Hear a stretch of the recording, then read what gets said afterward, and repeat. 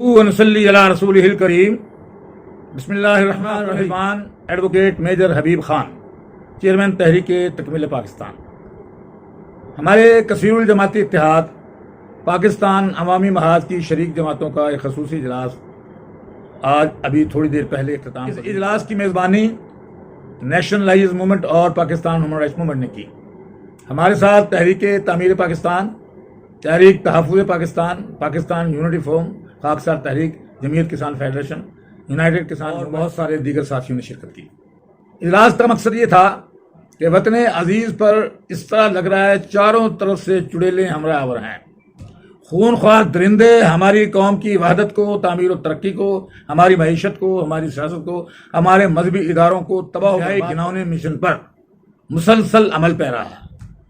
اور سب سے زیادہ قابل تشویش صورتحال یہ ہے کہ جن اداروں نے ان تمام منفی رویوں کو کنٹرول کرنا ہے، وہ ادارے ایسا لگتا ہے کہ روٹین کے فرائض انجام دے رہے ہیں. خصوصیہ جانا ان کے شاید منشور میں نہیں ہے یا ہدایات نہیں ہے. افواج پاکستان، رینجرز، فرنٹیئر کور اور پولیس کے محکمے، یہ وہ تین ادارے رکھتے ہیں اور تنظیم کے لحاظ سے انتہائی منظم اور مربوط ہوتے ہیں. ان کے پاس اختیارات بھی ہوتے ہیں اور ان کی جو قیادت ہوتی ہے، جو ان کے افسرز ہوتے ہیں، ان پر کسی قسم کا شک نہیں کیا جا سکتا کہ وہ قابل نہیں ہیں، ہمت نہیں ہے یا نیت نہیں ہے. ہماری تمام تر نیک تمنائیں ان کے ساتھ ہیں، لیکن ہم دیکھ رہے ہیں کہ گزشتہ 20-30 سال سے مسلسل پاکستان کے عوام دہشت گردی کی کارروائیوں کا شکار ہو رہے ہیں. کہیں دین کے نام پہ ہو رہے ہیں، کہیں علاقے کے نام پر ہو رہے ہیں، کہیں کسی قبائلی عصبیت کی وجہ سے. الگ سے تماشا لگا کہ گزشتہ چند سالوں سے فوجی قیادت پر الزامات کا طوفان آ گیا ہے.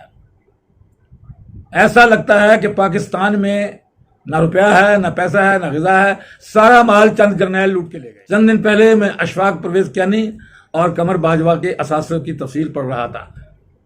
وہ نواز شریف سے 10 گنا اثاثے اشفاق پرویز کیانی کے بتا دی گئے.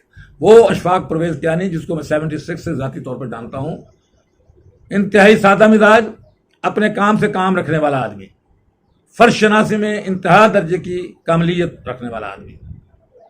اب ہم جو سن رہے ہیں، ہمارا علم جو ہے ایسا لگتا ہے کہ ہم کہیں اور سے علم لے رہے ہیں. اصل حقائق تو ان فرشتوں کے پاس ہیں. 18 کھرب روپے کا جزیرہ تو کینیڈا میں انہوں نے لے کر دے دیا جنرل کیانی کو. 200-250 بلڈنگیں انہوں نے پلازے دبئی میں بنا لیے، کراچی میں بنا لیے، لاہور میں بنا لیے. ایسا لگتا ہے کہ باقی ملک سارا ایک طرف ہے، جنرل کیانی کا اثاثے ایک طرف ہے، باجوہ کے اثاثے. ہم فوج کے خلاف جو تبرہ بازی ہو رہی ہے، عوام الناس اس معاملے کو صحیح معنوں میں ادراک نہیں کر پا رہے ہیں. سب سے بڑی دشمن کی چال یہ ہوتی ہے کہ آپ کی فوج سے آپ کے تعلقات بگاڑ دیے جائیں، آپ اپنے ہی کھلاڑیوں کو، اپنے ہی جنگجوؤں کو، اپنے ہی مجاہدین کو، اپنے ہی غازیوں کو گاڑیوں سے نوازنا شروع کر دیں. دہشت گردی کی وارداتیں بڑھتی چلی جا رہی ہیں. میں یہ بھی دوستوں سے کہا کرتا ہوں، اگر فوج گردی کے پیچھے، جیسے مریم نواز نے بارہا جلسوں میں اعلان کیا تھا کہ یہ جو دہشت گردی ہے اس کے پیچھے وردی ہے، تو شہید بھی فوجی ہو رہے ہیں، لیفٹیننٹ جنرل تک شہید ہوئے ہیں اس دہشت گردی کی زد میں آ کر. کوئی سول ایم این اے، ایم پی اے، سینیٹر یا فیڈرل منسٹر کیوں نہیں شہید ہوا؟ نہ اس کے خاندان پر حملہ ہوا، فوج اپنے ہی ادارے پر حملہ کر رہی. آج میں ایک وکیل صاحب کی گفتگو سن رہا تھا اور میں انگشت بدندہ تھا. اس نے کہا کہ جو پشاور میں آرمی پبلک اسکول کا واقعہ ہوا وہ فوج نے خود کروایا تھا. ذہن نصیب فوج اپنی اس قوم کے لیے، جس کے پڑھے لکھے لوگ، دانشور لوگ اور خود ساختہ عقل مند لوگ، صاحب الرائے لوگ اپنی فوج پر کس قسم کے. تم یہ الزامات بھارت پر نہیں لگاتے کیونکہ وہاں تو آپ کی سکی پھوپھی رہتی ہیں. یہ ایک سٹائل بن گیا ہے. اپنے قد کو اونچا کرنے کے لیے آپ اپنے اداروں کے اوپر تبرہ بازی شروع کر دیں.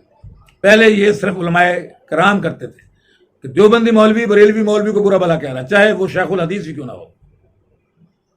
بریلوی مولوی اہل حدیث کا تیا پاچا کر رہا ہے، چاہے ان کا